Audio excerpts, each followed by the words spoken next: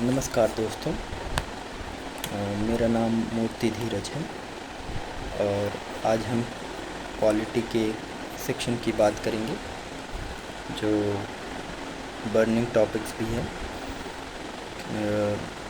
Topic का नाम है debate on prime ministers tenure in India, कि प्रधानमंत्री का कार्यकाल जो भारत में है उसके ऊपर जो डिबेट है उसके बारे में हम चर्चा करेंगे।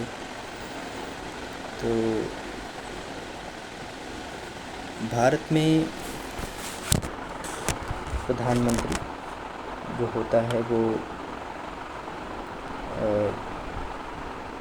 पावर के रूप में सबसे बड़ा पोस्ट है और कॉन्स्टिट्यूशनल हेड तो प्रेसिडेंट ऑफ इंडिया कहे जाते हैं। पर जो एग्जीक्यूटिव पावर है, जो देश को चलाना और सारी गवर्निंग बॉडीज़ का जो कंट्रोल होता है वो मुख्यतः प्रधानमंत्री के पास ही होता है। तो भारत ने अपनी गवर्निंग सिस्टम को और प्राइम मिनिस्टर की पोस्ट को ब्रिटेन से बोरो किया है और उसे हम वेस्टमिंस्टर सिस्टम के तहत देख सकते हैं। और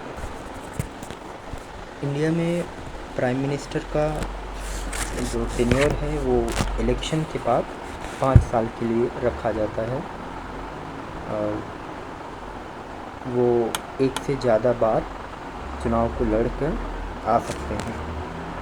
मतलब और किन्हीं देशों में अलग अलग नियम हो सकते हैं। कहीं पर किसी कंसेंसस के द्वारा ही 2 बार चुना जाता है। जैसे यूनाइटेड स्टेट्स में प्रेसिडेंट जो होते हैं वहाँ के रियल हेड होते हैं, तो वहाँ पर ऐसा कोई रूल नहीं है। लेकिन उसके बाद भी कंसेंसस वहाँ पर डेवलप हो चुका है कि कोई भी प्रेसिडेंट अपने 2 कार्यकाल से ज़्यादा नहीं रहते हैं। और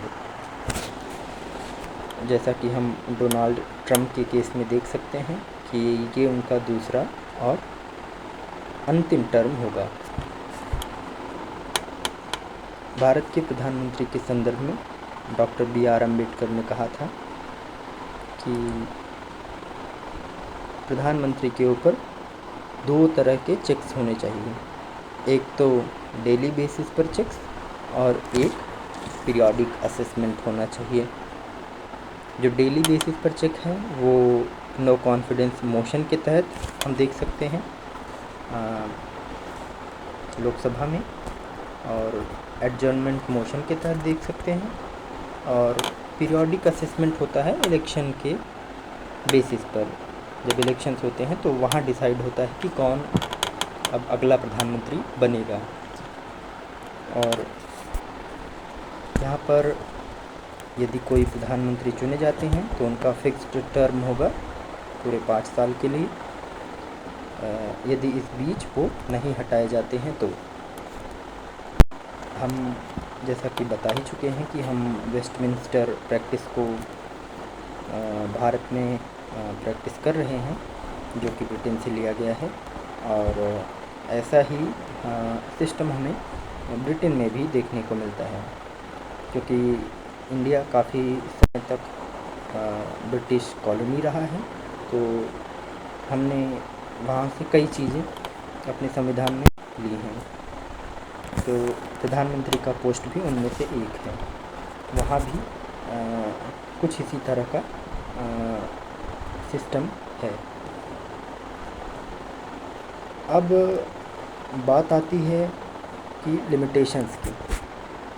कुछ लिमिटेशंस भी हैं भारत में प्रधानमंत्री के पद को लेकर।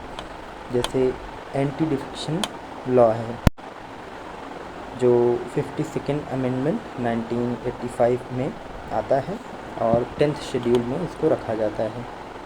जहाँ एंटी डिफेक्शन की बात की गई है कि यदि प्रधानमंत्री अपने विप के खिलाफ ये किसी मेंबर के लिए आता है, कोई भी एमपी है, एमएलए है, तो यदि वो अपने विप के खिलाफ जाते हैं या फिर उनके खिलाफ कॉन्फिडेंस मोशन प्रस्तुत किया जाता है,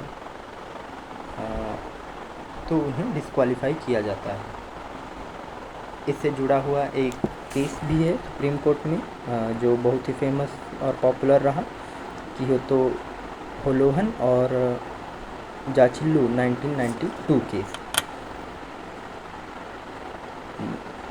जहाँ पर सुप्रीम कोर्ट ने इलेक्टोरल मैंडेट को प्रोटेक्ट करने की बात कही है। नो कॉन्फिडेंस मोशन एक तरह सेफगार्ड तो प्रोवाइड करता ही है, लेकिन जो पार्टी के अंदर जो इंटरनल मैटर है वो उसको टच नहीं कर पाता है।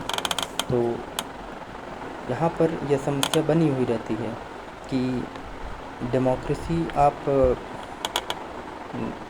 नेशन के इलेक्शन में देख सकते हैं, सिस्टम में देख सकते हैं, लेकिन पार्टी के इंटरनल मैटर में वो एंटी डिफेक्शन को उस तरह सेफगार्ड नहीं करता है। फिर जो दूसरा लूप होल है वो है राज्यसभा लूप होल। एक प्रधानमंत्री आमतौर पर एक एमपी के तौर पर चुनकर आते हैं, फिर उन्हें संसदीय दल का नेता चुन लिया जाता है और वो प्रधानमंत्री के तौर पर कार्य करते हैं। लेकिन यहाँ पर एक लूप होल ये है कि जिसे हम राज्यसभा लूप होल कह रहे हैं, जहाँ पर प्रधानमंत्री कोई भी हो सकता है और उसे प्रधानमंत्री बिना किसी चुनाव के बनाया जा सकता है। शर्त ये होगी कि बनाने के 6 माह के अंदर उन्हें राज्यसभा की सदस्यता लेनी होगी। तो ये भी एक लूप होल के तहत देखा जाता है। और रिप्रेजेंटेशंस ऑफ पीपल्स एक्ट 2003 में ये कहा जाता है कि डोमिसाइल इज़ नॉट नेसेसरी,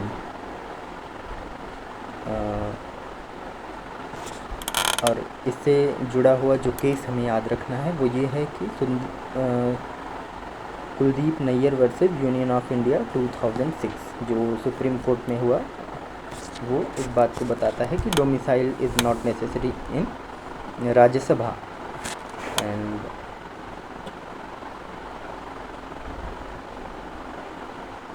ये लूप होल के तहत इस वजह से भी देखा जाता है कि आमतौर पर जो पीपल ऑफ द कंट्री है वो चूज़ करते हैं प्राइम मिनिस्टर को, लेकिन जब राज्यसभा के तहत कोई आ रहा है तो ये जो एक सिस्टम में ये मेथडोलॉजी को एक कॉम्प्रोमाइज़ के तहत देखा जाता है। और इसके लिए कुछ आर्ग्यूमेंट्स दिए जाते हैं, कुछ फेवर में हैं, कुछ अगेंस्ट में हैं। तो हम बात करेंगे आर्ग्यूमेंट्स फॉर टर्म लिमिट। जो टर्म लिमिट रखा गया है इसके हम फेवर में अभी बात कर लेते हैं और इसके हम अगेंस्ट में भी आगे देखेंगे। तो पहला है कि the presidential president article 57 of the Indian constitution के तहत ये कहा जा रहा है कि जो प्रेसिडेंट की पोस्ट होती है वो कॉन्स्टिट्यूशनल हेड है और उन्हें एक से अधिक बार चूज़ किया जा सकता है। वो इस बारे में बात नहीं करता है कि उनका टेन्योर कितनी बार हो सकता है, वहाँ पर कोई लिमिट डिसाइड नहीं की जा सकती है। तो इस वजह से वहाँ पर उसके तहत राष्ट्रपति का चुनाव कोई भी 2 बार या 3 बार, एक से अधिक बार लड़ सकता है जीत सकता है और उस पद पर आसीन हो सकता है। लेकिन ये कंडीशन यूएस के संदर्भ में सही नहीं है, जैसा कि मैंने पहले ही बताया कि वहाँ पर कंसेंसस के अकॉर्डिंग वहाँ पर कोई भी प्रेसिडेंट केवल 2 बार ही रह सकता है। हालांकि याद रखने की बात ये रहेगी कि वहाँ के कॉन्स्टिट्यूशन में ऐसा कोई रूल डिफ़ाइन नहीं किया गया है। फिर दूसरी जो बात आती है वो ये कि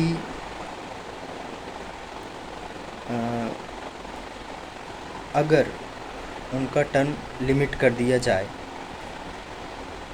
तो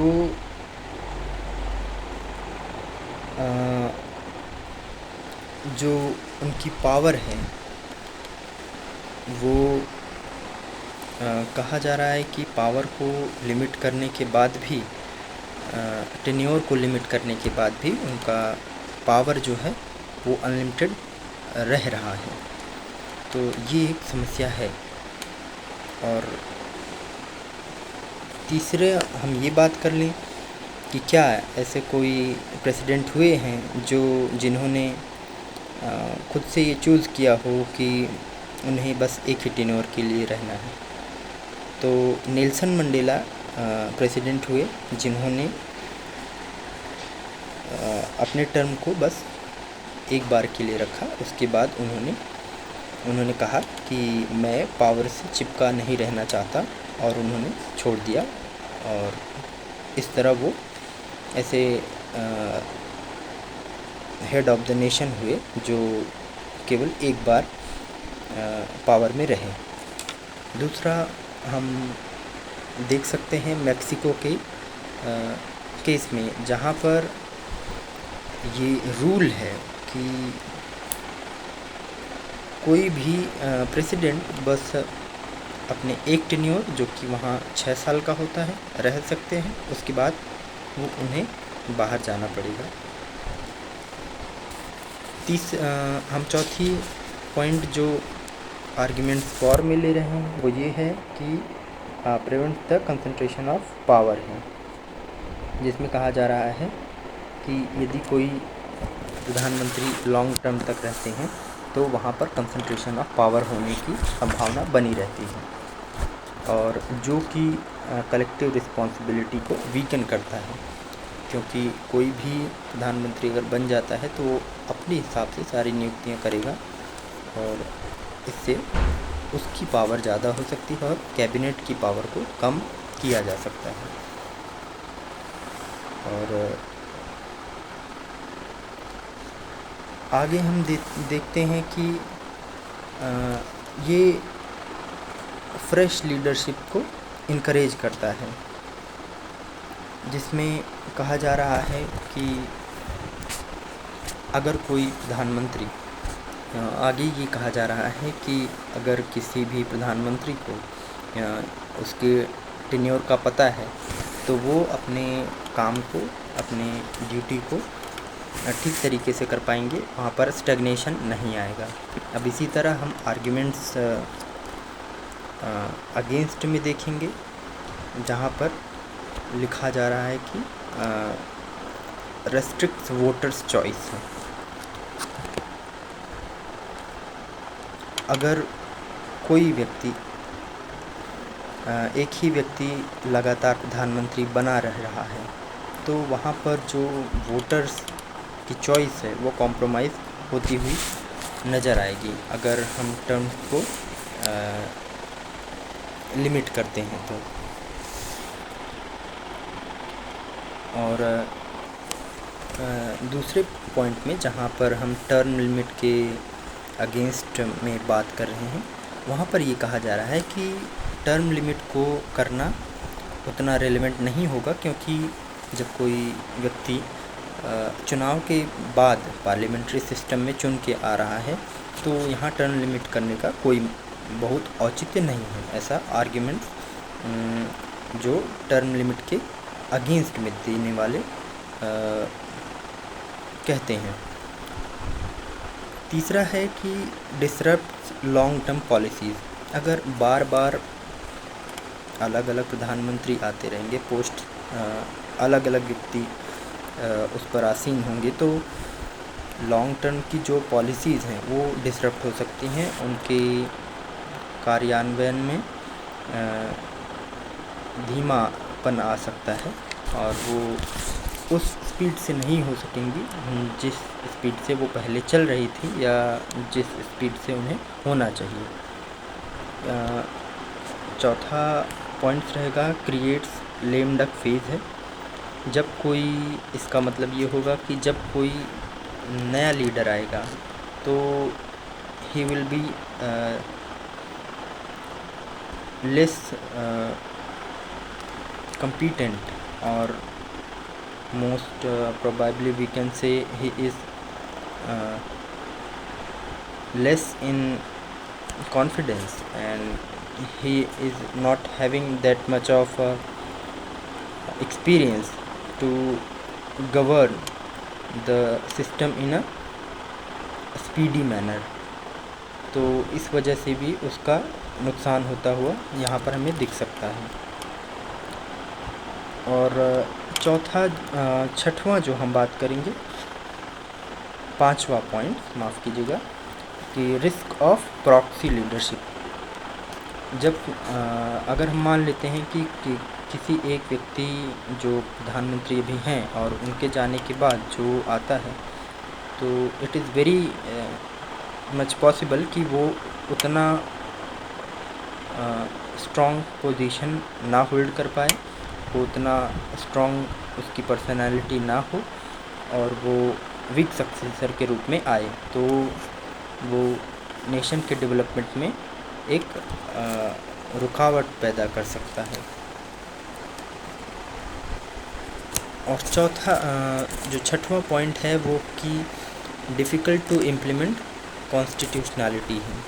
अगर हम लिमिट को फिक्स करना चाहते हैं तो इसमें एक और पेंच ये है कि हमें कॉन्स्टिट्यूशनल अमेंडमेंट करना पड़ेगा, तो ये सब समस्याएं आ सकती हैं। अब हम बात करेंगे कि reforms needed to strengthen accountability in the office of a prime minister. So amending the anti defection law है।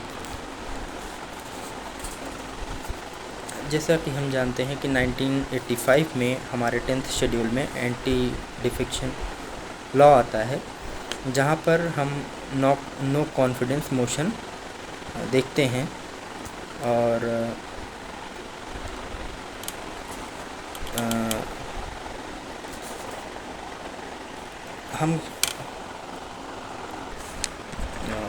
हम रिफॉर्म में देखने जा रहे हैं कि यहाँ कुछ हम सुझाव ऐसा बताएंगे जो करंट सिनारियो में चेंज करके हम एक बेहतर सिस्टम बना सकते हैं और गवर्नेंस को और इन्हांस कर सकते हैं।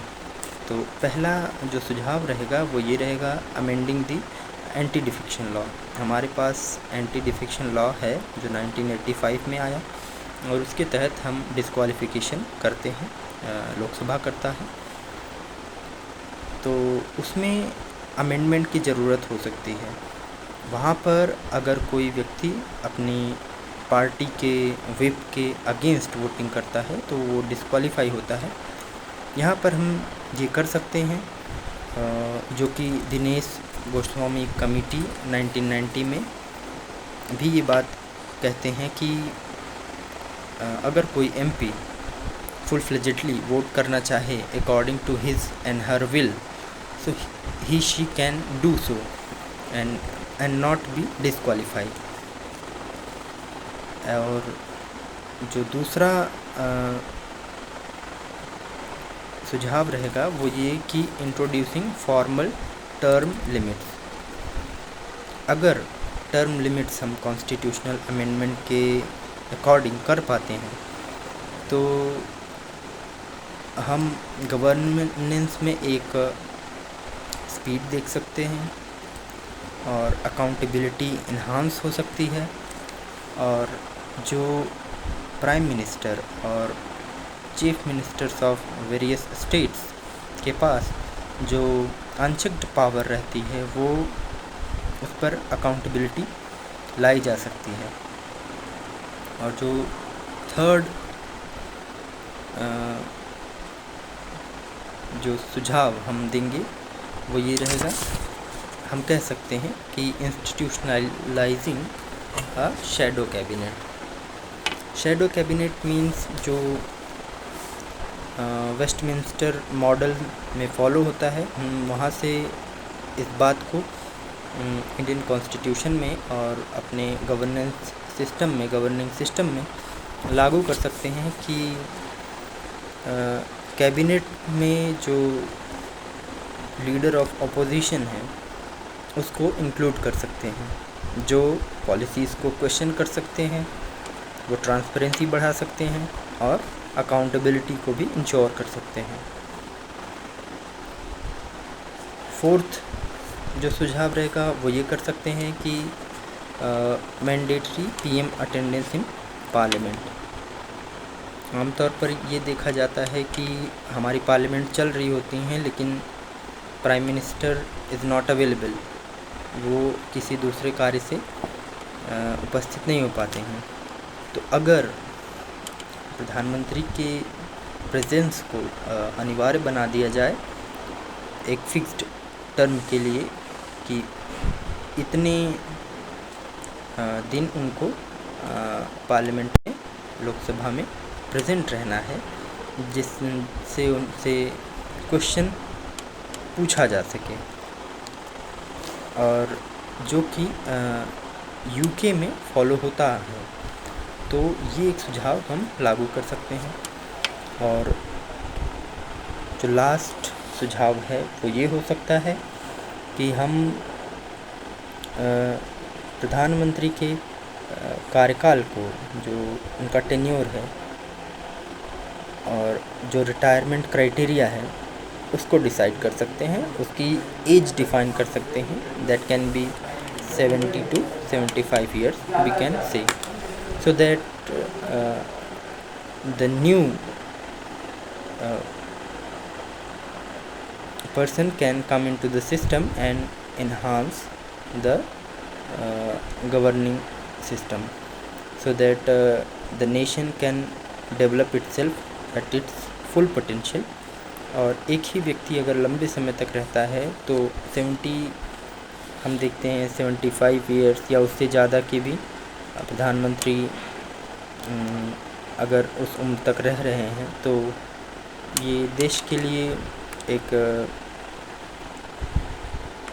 कहा जाए कि कम सुविधाजनक विचार होगा, और अगर नया व्यक्ति आता है तो वो नए पेस पर काम कर सकता है।